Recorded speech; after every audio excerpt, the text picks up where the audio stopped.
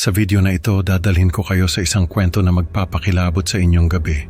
Isang intern na nagngangalang Dindo ang nakahanap ng mga lumang tape na naglalaman ng nakakakilabot na kwento ng isang aswang na naghasik ng lagim sa kanilang bayan. Habang pinapanood niya ang mga tape, unti-unting nabubunyag ang mga karumaldumal na pangyayari na hindi lang alamat, kundi tunay na bahagi ng kasaysayan nila. Pero ang mas nakakatakot, tila may babala ang kwento na ang aswang ay maaaring bumalik, kaya't manatili kayo at alamin ang buong istorya.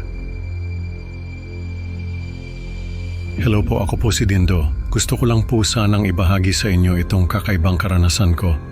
Noong nag-i-intern pa ako sa munisipyo namin, ang trabaho ko noon ay mag-digitize ng mga lumang dokumento ng bayan namin. May mga lumang interview tapes akong nakita noon na hindi ko makalimutan hanggang ngayon. Grabe, nung nakita ko yon, para akong nakakita ng kayamanan. Hindi ko mapigilan ng sarili kong panoorin agad. Ang pagkakaalala ko ay 2014 nang makita ko yung mga tape na yon. Mga interview yon ng isang matandang babae na nagngangalang Aling Luring. Ang topic ng interview ay tungkol sa isang halimaw na tinatawag niyang aswang. Sa pagkakaalala ko ay 6 na tape yon na may tigi-1 oras ang haba. Halos buong araw kong pinanood yung mga tape na yon. Sa unang tape ay kinuwento ni Aling Luring na noong bata pa siya ay may aswang na nagpaparamdam sa bayan namin. Kapag kabilugan ng buwan ay may nawawalang tao o hayop sa bayan namin. Para bang lahat ng tao sa bayan, kahit hindi nila sinasabi, ramdam mo yung takot nila. Yung tipong hindi ka makatulog sa gabi kasi baka ikaw na yung susunod. Minsan daw ay mga alagang manok o baboy. Pero madalas ay mga bata o kaya ay mga dalaga. Natatakot daw ang mga tao sa bayan namin kapag kabilugan ng buwan dahil pakiramdam nila ay may nagmamasid sa kanila. Natatandaan daw ni Aling Luring na minsang umatake yung aswang sa bahay ng kapitbahay nila. Nagulat na lang daw sila dahil nagtititili yung kapitbahay nila. Pagdating nila sa bahay ng mga ito ay nakita nila na wala na yung bunso ng mga kapitbahay nila. Sabi daw ng nanay, natutulog sila noon at katabi niya yung anak niya. Nagising na lang daw siya na wala na yung anak niya. Nakabukas yung bintana at may mga bakas ng paa na papunta sa kakahuyan. Hinabol daw ng tatay yung aswang, pero hindi na niya ito naabutan. Nung sumunod na araw ay natagpuan ng mga tao sa bayan namin yung bangkay ng bata. Nakalawit siya sa puno at wala nang laman yung katawan niya. Halos maiyak ako habang pinapanood yung tape na yon. Hindi ko akalain na may ganoong karahasan na nangyari sa bayan namin. Sa sumunod na tape ay kinuwento ni Aling Luring na hindi lang tao ang inaatake ng aswang. Minsan daw ay may nawawalang kalabaw sa bayan namin. Sabi nung may-ari ng kalabaw ay nakatali sa likod bahay nila yung alaga nila. Nagising na lang daw sila kinabukasan na wala na yung kalabaw. Hinanap nila yung kalabaw at nakita nila na may mga bakas ng paa na papunta sa kakahuyan. Sinundan nila yung mga bakas ng paa at nakita nila yung kalabaw na nakalawit sa puno. Wala na rin itong laman at halos buto at balat na lang ang natira. Sa sumunod na tape ay kinuwento ni Aling Luring na may mga tao na nagtatangkang hulihin yung aswang. Pero hindi nila ito nagagawa dahil natatakot sila na baka sila naman ang kainin ng aswang. Hanggang sa isang araw ay naglakas loob yung mga tao sa bayan namin na hulihin yung aswang. Nagtulong-tulong daw yung mga kalalakihan sa bayan namin at nagbantay sila sa gabi. Nagdala sila ng mga itak at mga panaha na may lason. Naghiwa-hiwalay daw yung mga kalalakihan at nag-abang sa mga bahay na may mga bata o dalaga. Sa sumunod na tape ay kinuwento ni Aling Luring na nagtagumpay yung mga kalalakihan na mahuli yung aswang. Nung gabing yon ay may narinig daw silang hiyawan sa isang bahay.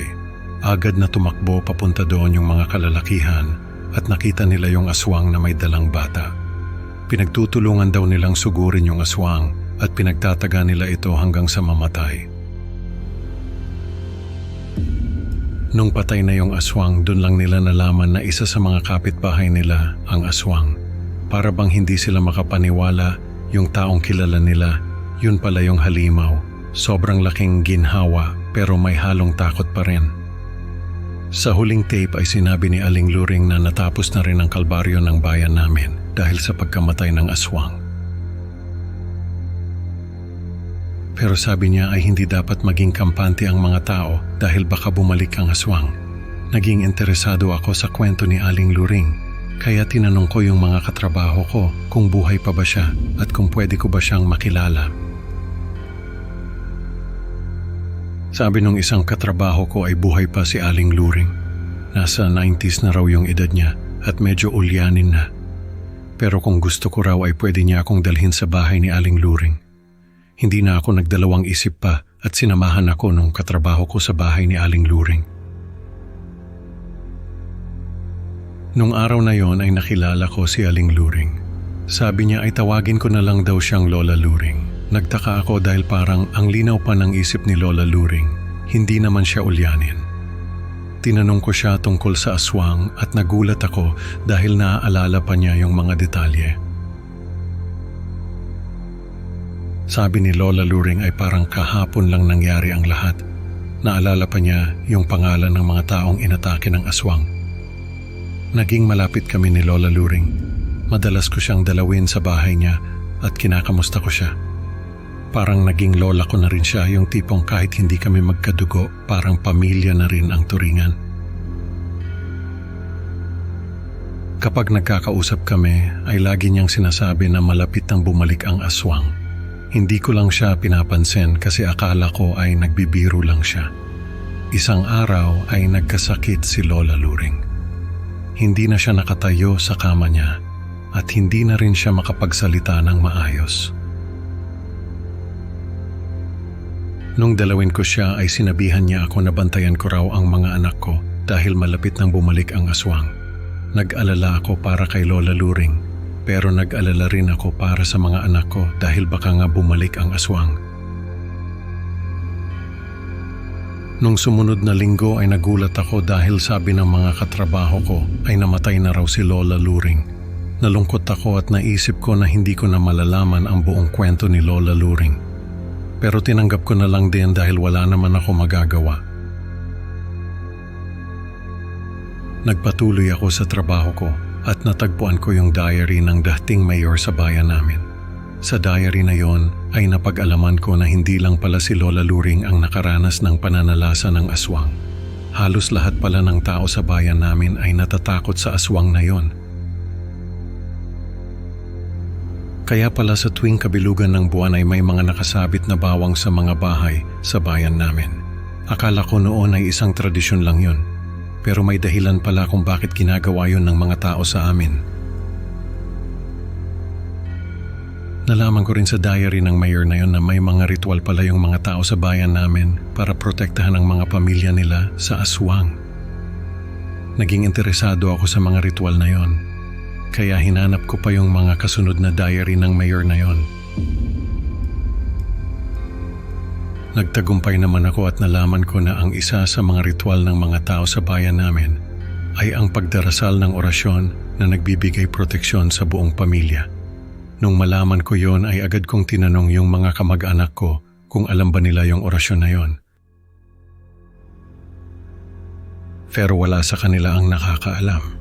Hanggang sa makahanap ako ng isang lumang film reel na may nakasulat na mga footage ng ritual ng mga tao sa bayan namin. Pinanood ko yung film at nakita ko na nagtitipon-tipon yung mga tao sa plaza. May isang lalaki na nagsasalita at mukhang nagdarasal nga ito ng orasyon. Nung matapos yung lalaki ay nagsalita rin yung mga tao at sabay-sabay silang nagdasal. Doon ko napatunayan na totoo nga ang mga kwento ni Lola Luring. Parang ang hirap paniwalaan pero nandyan yung ebidensya. Hindi lang pala ito kwento-kwento lang, totoo pala talaga.